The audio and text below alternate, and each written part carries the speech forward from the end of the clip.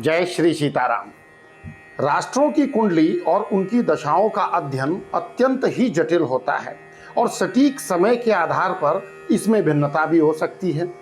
आज हम भारत और पाकिस्तान के बीच चल रहे गंभीर तनाव और संभावित संघर्ष पर अपने ज्योतिषीय विश्लेषण को और भी सटीक बनाने का प्रयास करेंगे और इसको सटीक बनाएंगे हम वर्तमान दशाओं और आगामी महादशाओं के आधार पर।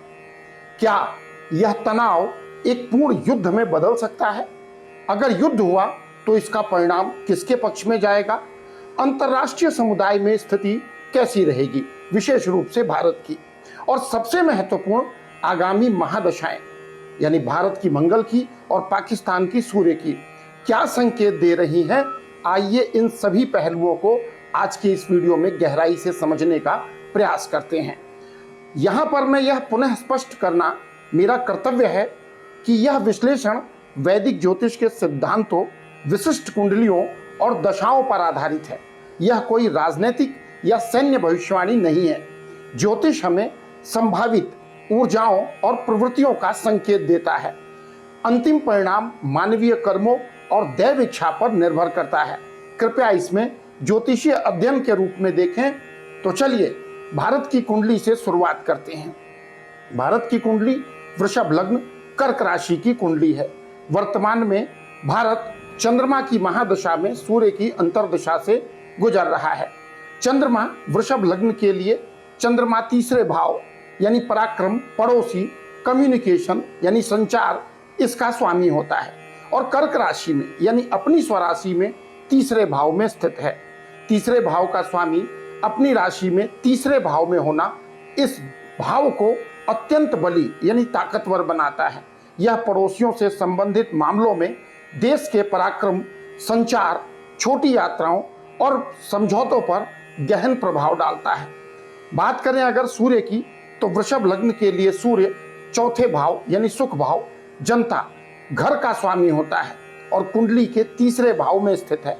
चौथे भाव का स्वामी जब तीसरे भाव में होता है तो आंतरिक सुरक्षा, जनता की भावनाओं और घर की रक्षा के लिए पराक्रम दिखाने की स्थिति बनाता है। वर्तमान दशा यानी चंद्रमा की महादशा, सूर्य की अंतर्दशा का प्रभाव तीसरे भाव यानी पड़ोसी, पराक्रम और चौथे भाव यानी घर और सुरक्षा के स्वामियों की यह दशा इंगित करती है कि भारत का मुख्य ध्यान इस समय अपने पड़ोसियों से जुड़े मुद्दों, सीमा सुरक्षा, आंतरिक शांति और अपनी जनता की सुरक्षा पर है। तीसरे भाव की सक्रियता पड़ोसियों के साथ संबंधों में तनाव या टकराव भी ला सकती है, लेकिन चंद्रमा का स्वराशि में होना भारत को इन स्थितियों से निपटने के लिए दृढ़ और सक्षम भी बनाता है। चौथे भाव के स्वामी सूर्य का प्रभाव देश की सुरक्षा और राष्ट्रीय गौरव के लिए कार्रवाई करने की प्रेरणा देता है। यह दशा पराक्रम और सीमावर्ती क्षेत्रों पर ध्यान केंद्रित करने वाली है। यह सीधे तौर पर एक पूर्ण युद्ध की दशा नहीं है, बल्कि सीमा पर या पड़ोसियों से जुड़े मुद्दों पर प्रतिक्रिया करने या अपनी स्थिति को मजबूत करने की दशा है। अब बात करते हैं पाकिस्तान की कुंडली की। पाकिस्तान की कुंडली मेष लग्न और मिथुन राशि की है। वर्तमान में पाकिस्तान शुक्र की महादशा में बुध की अंतर्दशा से गुजर रहा है।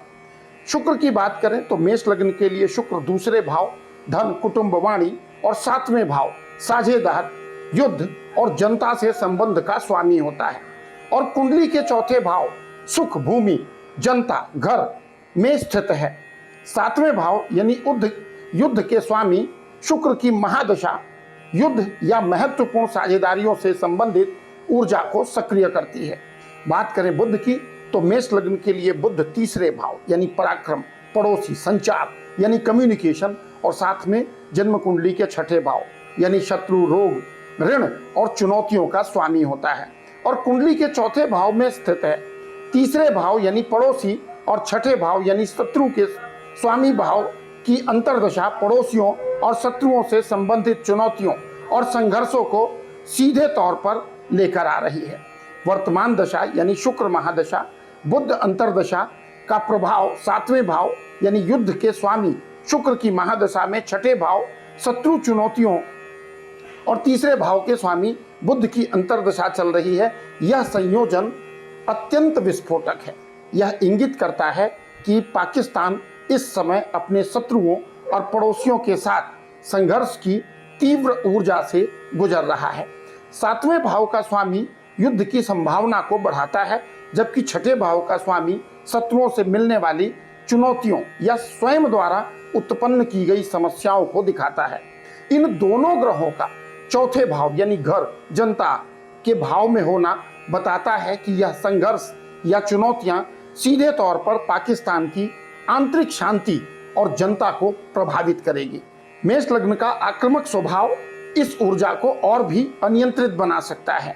यह दशा पूर्ण युद्ध या बड़े संघर्ष की संभावना को अत्यधिक बढ़ाती है। यह संघर्ष पाकिस्तान द्वारा शुरू किया जा सकता है और उसे इसमें घसीटा भी जा सकता है। अब आते हैं मुख्य सवाल पर कि यदि पूर्ण युद्ध में बदलेगा तो इस युद्ध का परिणाम क्या होगा।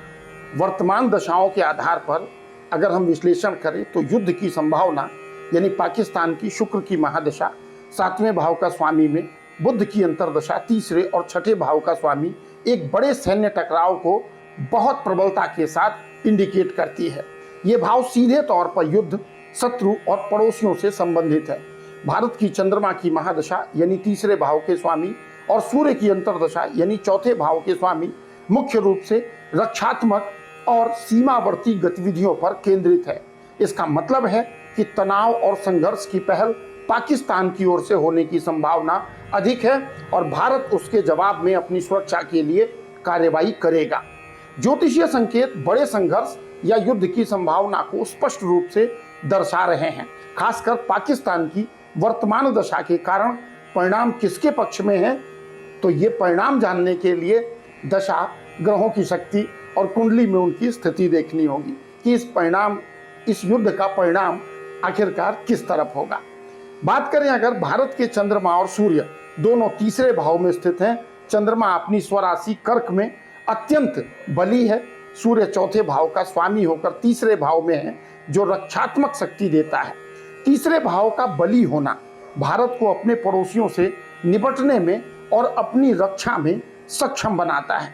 पाकिस्तान के शुक्र और बुध दोनों चौथे भाव में स्थित हैं। शुक्र सातवें भाव का स्वामी है,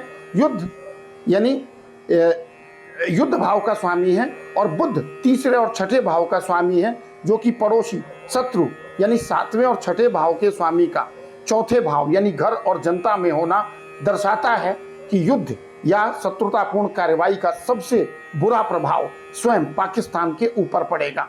चौथे भाव में कई ग्रहों की भीड़ है पाकिस्तान की कुंडली में, जो आंतरिक अस्थिरता और संघर्ष के समय चुनौतियों को बढ़ा सकती है। युद्ध के परिणाम को अनिश्चित और पाकिस्तान के लिए हानिकारक होने का संकेत स्पष्ट रूप से बनता है। अब अगर हम निष्कर्ष की बात करें तो वर्तमान दशाओं के आधार पर पाकिस्तान की दशा युद्ध की ओर संकेत कर रही है, लेकिन इसके दशा ग्रहों की स्थिति का प्रभाव इंगित करता है कि युद्ध का परिणाम पाकिस्तान के लिए बहुत ही नकारात्मक होगा। उसके अपने ही घर यानी चौथे भाव में संघर्ष का खमियाजा भुगतना पड़ेगा। भारत की दशा रक्षात्मक है और उसके दशा स्वामी यानी ग्रह बेहतर स्थिति में है, विशेषकर चंद्रमा खुद अपनी राशि में है। इसलिए यदि संघर्ष होता है तो ज्योतिष के अनुसार भारत को विजय मिलने की संभावना अधिक है, जबकि पाकिस्तान को गंभीर नुकसान उठाना पड़ सकता है।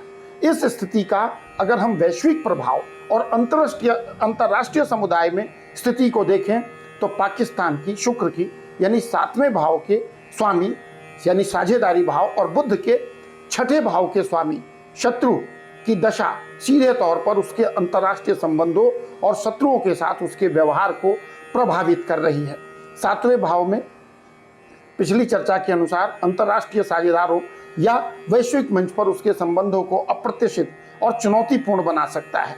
उसकी आक्रामक मुद्रा विशेष करके मेष लग्न और आंतरिक स्थिरता यानी ग्रह जो चौथे भाव में है उसके कारण अंतर्राष्ट्रीय समुदाय में उसकी विश्वसनीयता कम हो सकती है और उसे अलग थलग या दबाव का सामना करना पड़ सकता है।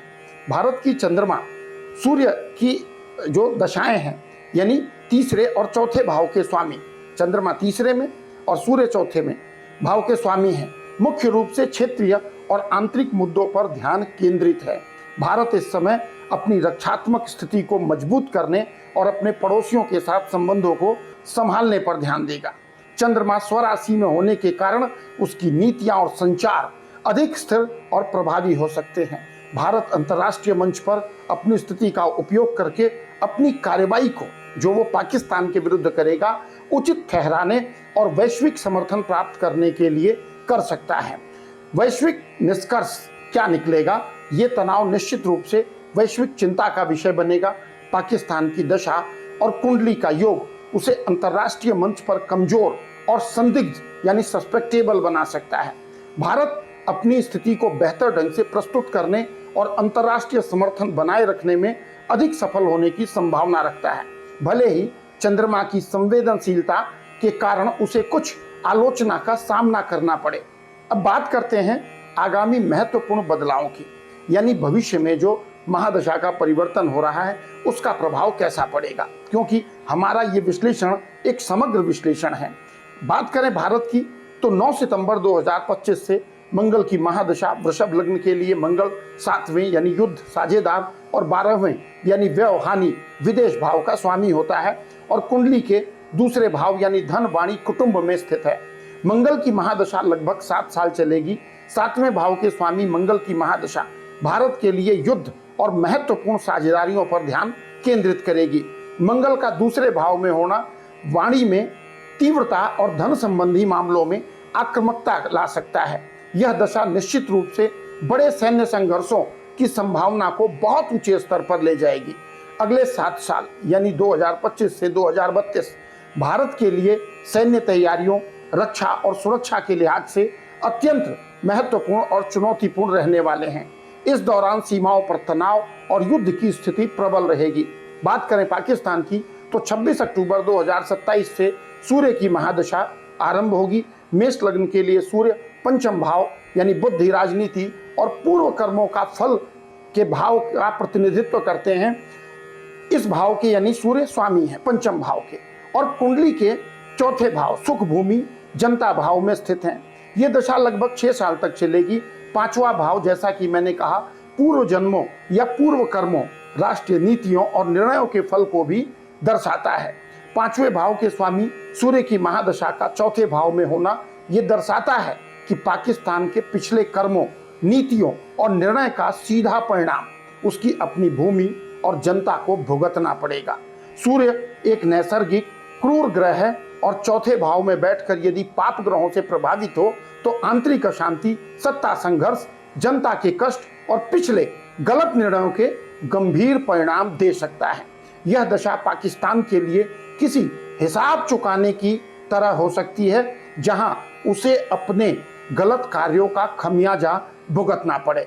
यह जरूरी नहीं कि यह दशा उसकी सैन्य शक्ति बढ़ाए, बल्कि यह उसके लिए आंतरिक और बाहरी चुनौतियों का दौर हो सकता है जो उसकी जड़ों तक को हिला सकता है। आगामी महादशाओं का संयुक्त प्रभाव, अगर इस दृष्टिकोण पर हम बात करें तो 2025 से भारत की मंगल की आक्रामक और युद्धकारी दशा में प्रवेश करेगा। इसके बाद 2027 से पाकिस्तान सूर्य की ऐसी दशा में प्रवेश करेगा जो उसके पूर्व कर्मों और नीतियों के नकारात्मक परिणामों को सामने लाएगी। यह ज्योतिषीय संकेत एक बेहद अशांत भविष्य की ओर संकेत कर रहा है, जहां सैन्य टकराव, भारत की मंगल की दशा और उसके गंभीर परिणाम, पाकिस्तान की सूर्य की दशा साथ साथ चल सकते हैं।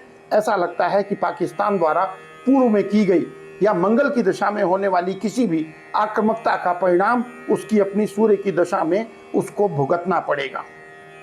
यह परिदृश्य दर्शाता है कि आगामी वर्षों में, खासकर 2025 के बाद, स्थिति बेहद गंभीर हो सकती है और परिणाम अंततः भारत के पक्ष में झुकने की संभावना है, जबकि पाकिस्तान को अपने ही कर्मों के कारण बड़े संकट का सामना करना पड़ेगा। तो यह था भारत और पाकिस्तान की विशिष्ट कुंडलियों और दशाओं के आधार पर एक गहन ज्योतिषीय विश्लेषण। वर्तमान दशाएं पाकिस्तान की ओर से संघर्ष की प्रबल संभावना दिखा रही हैं, जिसके परिणाम उसके लिए नकारात्मक होंगे। आगामी मंगल और सूर्य की महादशाएं 2025 के बाद बड़े सैन्य तनाव और पाकिस्तान के लिए गंभीर परिणामों का स्पष्ट संकेत करती हैं। एक बार फिर यह केवल ज्योतिषीय संकेत है। ग्रहों की चाल हमें भविष्य की प्रवृत्तियां दिखाती हैं, लेकिन मानवीय प्रयास और विवेक हमेशा महत्वपूर्ण होते हैं। हमारी प्रार्थना है कि दोनों देशों में शांति बनी रहे। इस विश्लेषण पर आपके क्या विचार हैं, कमेंट्स में जरूर बताएं। इस वीडियो को लाइक करें, शेयर करें और हमारे चैनल को सब्सक्राइब करना ना भूलें, ताकि आप और भी ऐसे गहन विश्लेषण देख सकें। मिलते हैं अगले वीडियो में, तब तक के लिए नमस्कार, जय श्री राम।